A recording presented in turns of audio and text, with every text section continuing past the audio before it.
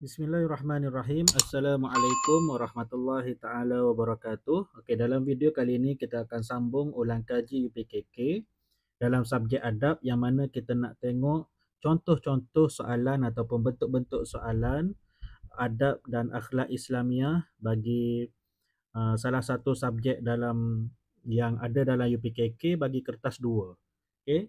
Ini bukan soalan sebenar, tapi kita buat ulang kaji, manalah tahu berkemungkinan tajuk-tajuk ataupun bentuk-bentuk soalan ni keluar semula pada UPKK yang akan datang. Okey, jom kita tengok soalan-soalannya. Okey, soalan pertama dia kata jawab soalan berikut berdasarkan doa di bawah. Okey. So kena baca doa dekat dalam petak ni.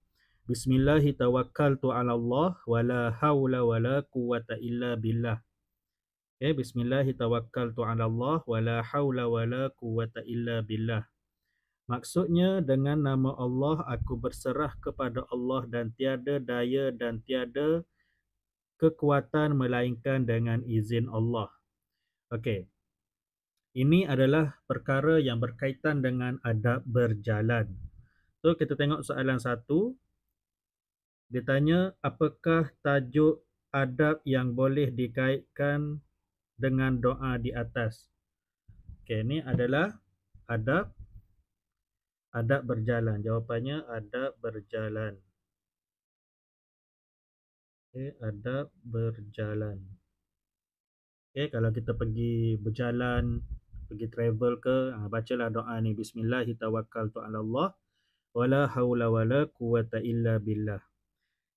Okey, kemudian soalan 2. Okey, soalan 2, nyatakan 2 contoh faedah mengamalkan adab berjalan. Okey, nyatakan 2 contoh faedah mengamalkan adab berjalan. Okey, antaranya kita boleh tulis kat sini, faedah mengamalkan adab berjalan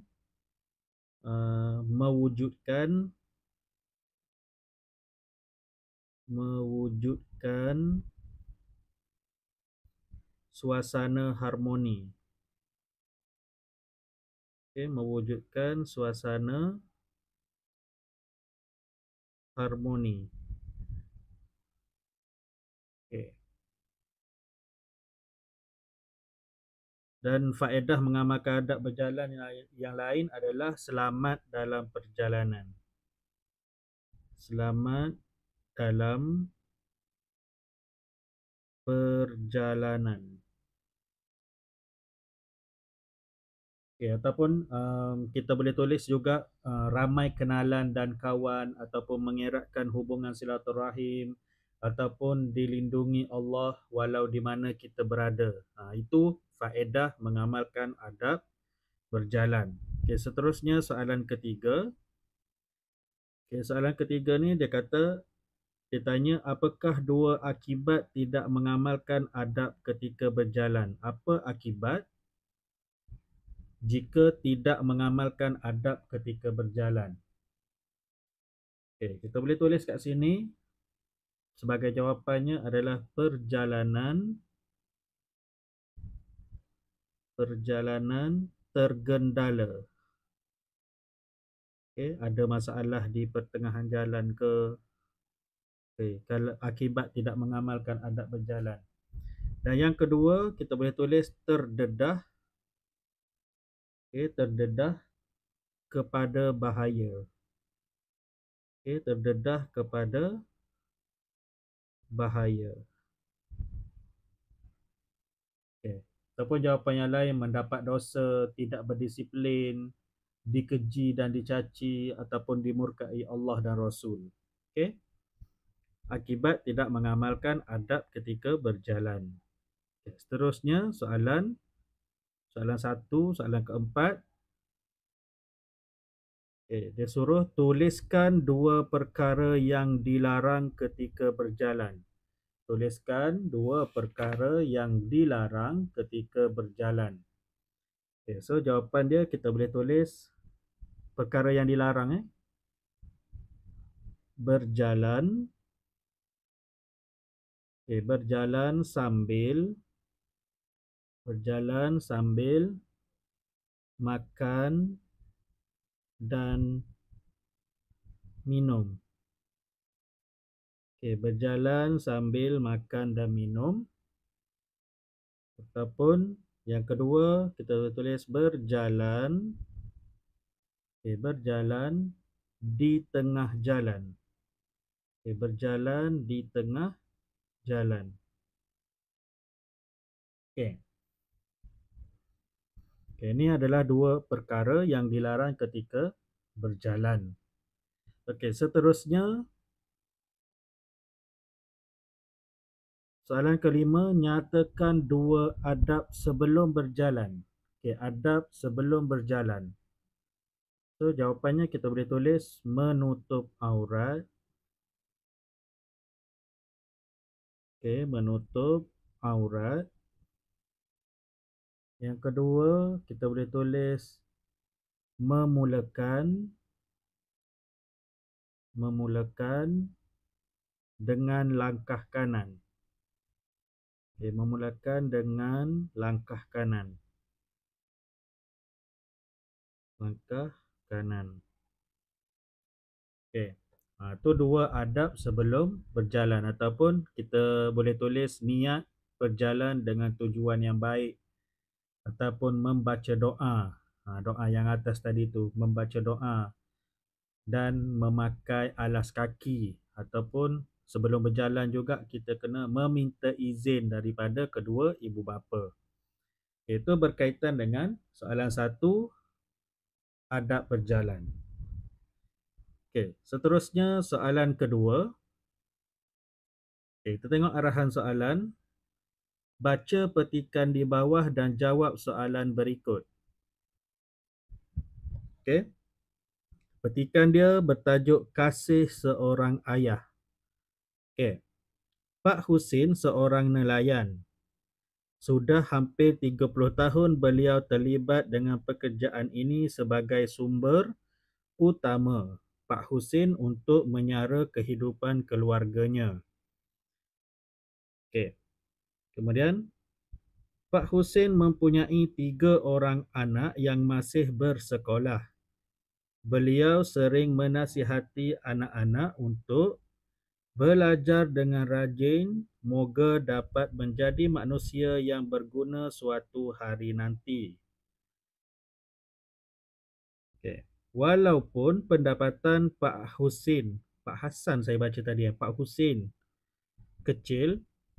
Okay. Walaupun pendapatan Pak Husin kecil, tetapi perasaan persaraan. Tetapi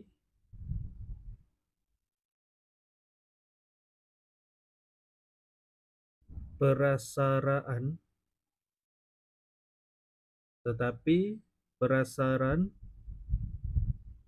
persekolahan anak-anaknya tetap dipenuhi. Apa dia sebut tu? Boleh komen tak?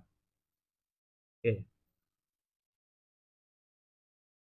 Tetapi dia punya, walaupun dia nak kata walaupun pendapatan Pak Husin ni kecil, tetapi perbelanjaan persekolahan anak-anaknya tetap dipenuhi. Beliau juga mengambil upah membuat keropok lekor pada musim tengkujuh bersama-sama isterinya sebagai menambah pendapatan keluarganya. Okay. Tu dia punya petikan berkaitan dengan Pak Husin. Okay, soalan dia tanya siapakah Pak Husin? Okay, siapakah Pak Husin? So kalau kita tengok tadi, Pak Husin, ni jawapan dia kat sini. Pak Husin seorang nelayan. Okay, kita tulis balik. Siapakah Pak Husin? Pak Husin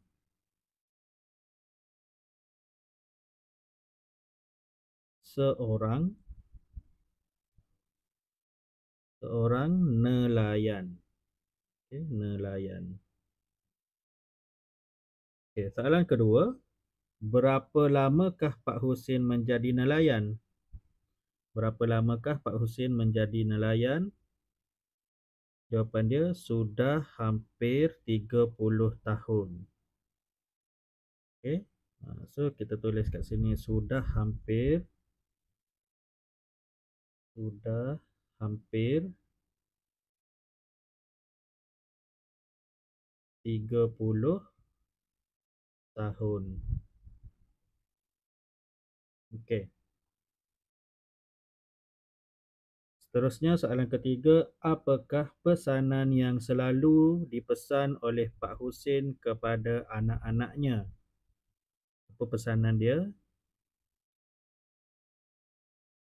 Beliau sering menasihati anak-anaknya untuk belajar dengan rajin. Okey, belajar dengan rajin. Apakah pesanan yang selalu dipesan oleh Pak Husin kepada anak-anaknya? Jawapannya ialah belajar dengan rajin. Okey.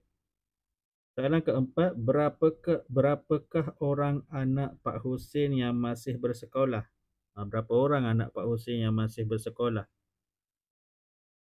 Okay. Pak Husin mempunyai 3 orang anak yang masih bersekolah.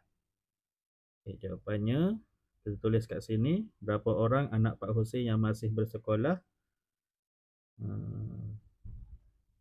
3 orang. Okay, 3 orang.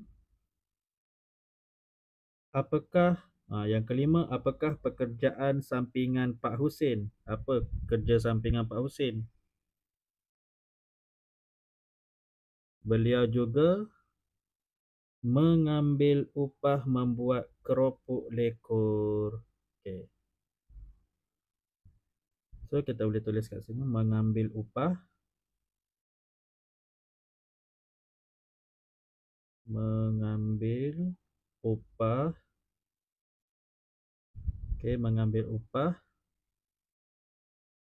membuat keropok lekor.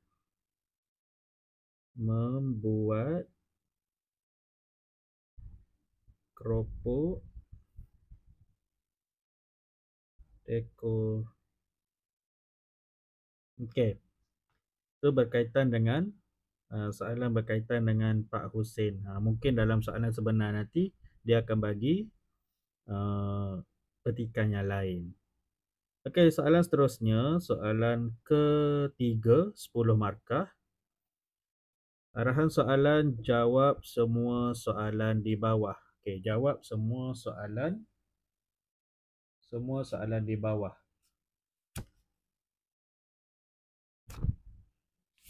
Okey. Dia tanya soalan yang pertama, apakah pengertian jiran? Okey, apa pengertian jiran? Okey, jiran ialah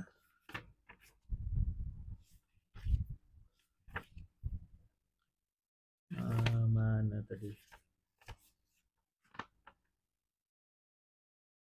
Okey, jiran ialah orang, Allah salah dakwat. Okey, jiran ialah orang yang tinggal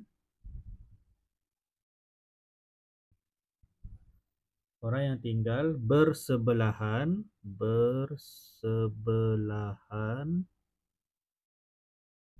atau berdekatan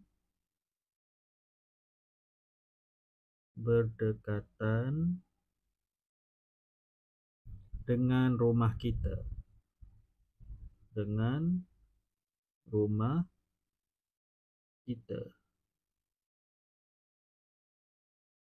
Okey. Seterusnya soalan dia, nyatakan 3 adab berjiran. Okey, 3 adab berjiran. Yang pertama kita boleh tulis ziarah. Okay, ziarah menziarahi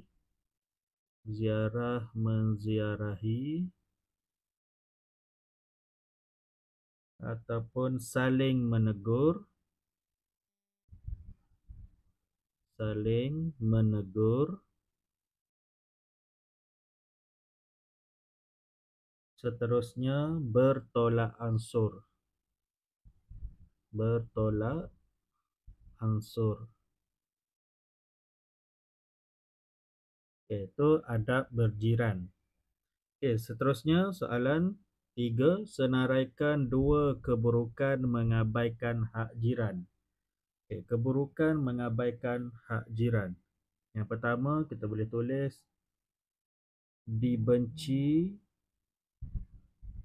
Okey, dibenci Allah dan Rasul.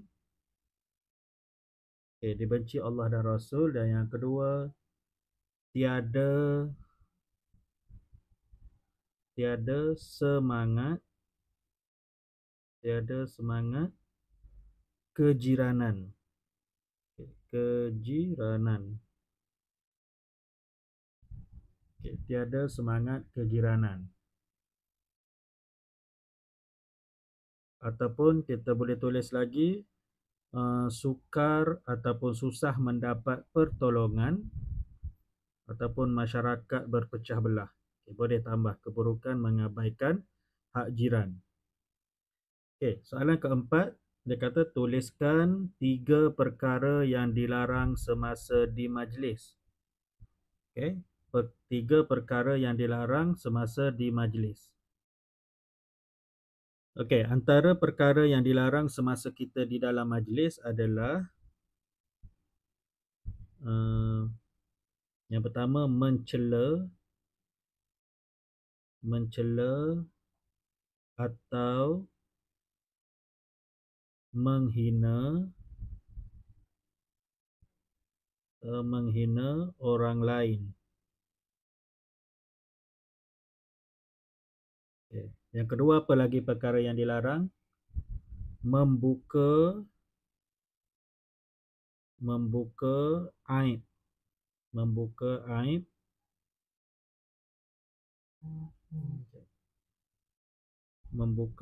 orang lain. Okay, membuka aib orang lain ataupun membuka aib orang, ataupun membuat bising. Yang ketiga, membuat bising.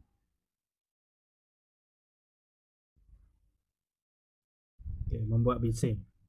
Ataupun kita boleh tulis lagi berbisik-bisik ataupun mencelah percakapan orang lain. Itu perkara yang dilarang seketika ataupun semasa di dalam majlis.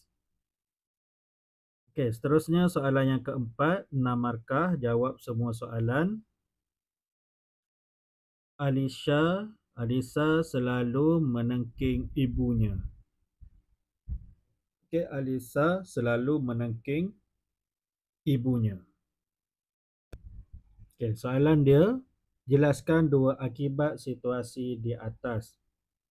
Okey, akibat Alisa suka menengking ibunya ni, yang pertama kita boleh tulis hidup tidak berkat. Okey, hidup tidak berkat ataupun mendapat dosa. Okey, mendapat dosa. Ataupun kita boleh tambah lagi susah untuk mendapat pertolongan ahli keluarga, ataupun dimurkai Allah dan Rasul, ataupun jiwa resah dan gelisah. Okey, boleh ditambah sebagai akibat situasi yang di atas. Okey, menengking orang tua. Okey, seterusnya, soalan seterusnya, Ali telah menziarahi rakannya yang sedang sakit. Okey, tulis 2 adab ketika menziarahi orang sakit. Okey, adab ketika menziarahi orang sakit. Okey, dia kata tulis 2 adab ketika menziarahi orang sakit. Yang pertama kita boleh tulis pilih masa yang sesuai ataupun betul lah, pilih masa yang sesuai. Ataupun adab yang lagi mendoakan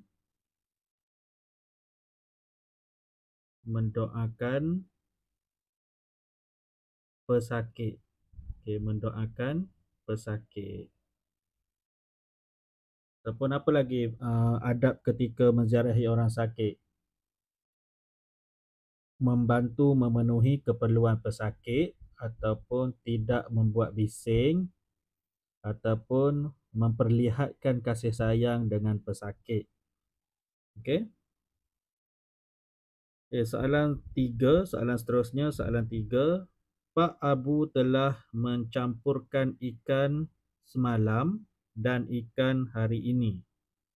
Berikan 2 akibat tidak beradab dalam jual beli. Apa akibat sekiranya kita tidak beradab dalam jual beli? Yang pertama, kita boleh tulis kat sini rezeki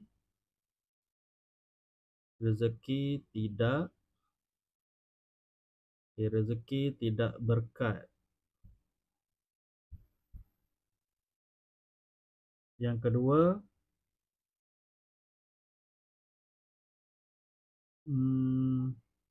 perniagaan tidak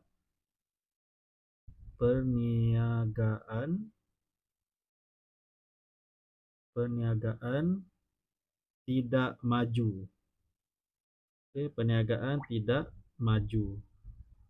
Ataupun berlaku penipuan, ataupun pelanggan semakin kurang, ataupun dibenci Allah dan Rasul, ataupun mendapat dosa. Boleh tulis dalam jawapan yang ini. Akibat tidak beradab dalam jual beli.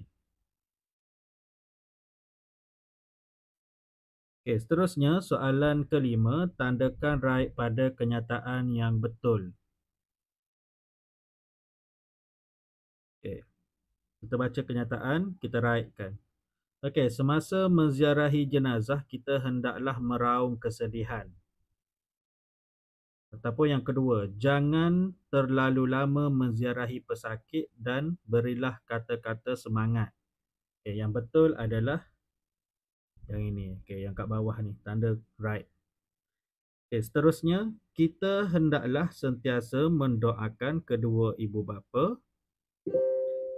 Ataupun selepas bermain, kita tidak perlu menyimpan peralatan tersebut. Yang betul adalah kita hendaklah sentiasa mendoakan kedua ibu bapa. Seterusnya, soalan ke-6. Arahan dia jawab semua soalan di bawah. Jawab semua soalan di bawah.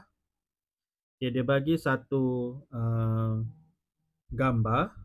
Kemudian soalan-soalannya berkaitan dengan gambar ni. Gambar tu menunjukkan satu acara larian yang termasuk dalam adab bermain. Adab bermain. Dalam adab bermain ni dia ada 3. Ada adab sebelum bermain, adab semasa bermain, dan adab selepas bermain. Jom kita tengok soalannya. Soalan pertama, tuliskan 3 adab semasa bermain. Adab semasa bermain kita boleh tulis kat sini. Dia minta 3. Adab semasa bermain adalah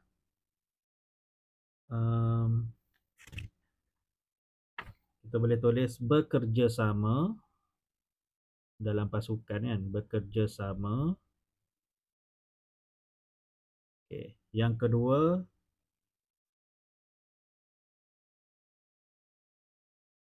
mempunyai semangat kesukanan. Semangat kesukanan.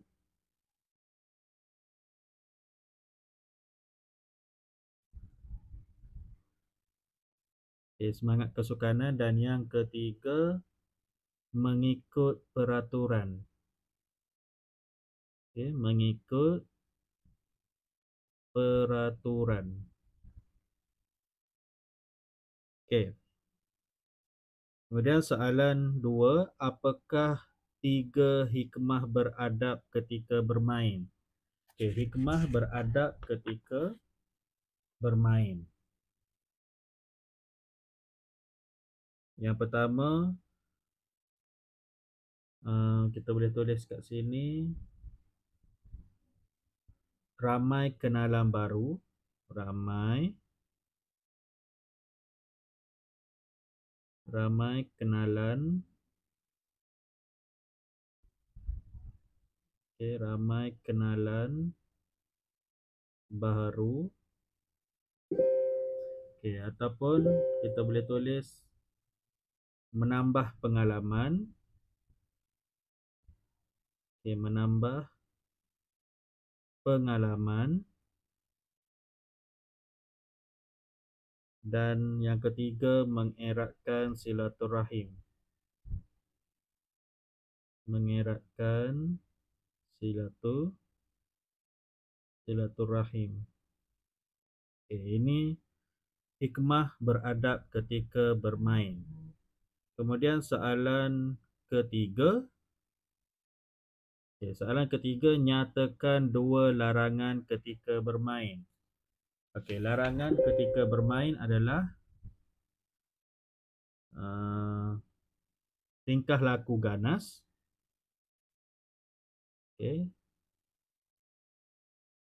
Tingkah laku ganas.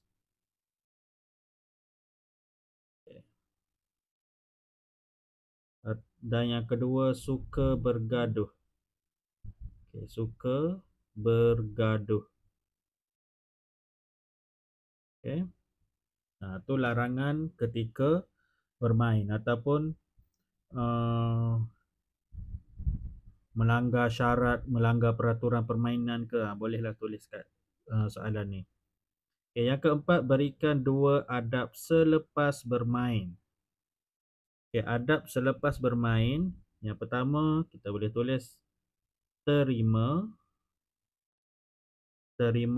keputusan. Terima keputusan pengadil. Terima keputusan pengadil. Yang kedua, simpan semula peralatan. Simpan semula peralatan. Simpan semula peralatan. Itu berkaitan dengan adab bermain. Saya rasa sekadar itu sahaja apa yang kita boleh kongsikan dalam video kali ini. Semoga ianya memberi manfaat kepada kita dalam mengulang kaji pelajaran adab bagi subjek adab untuk persediaan menghadapi UPKK nanti.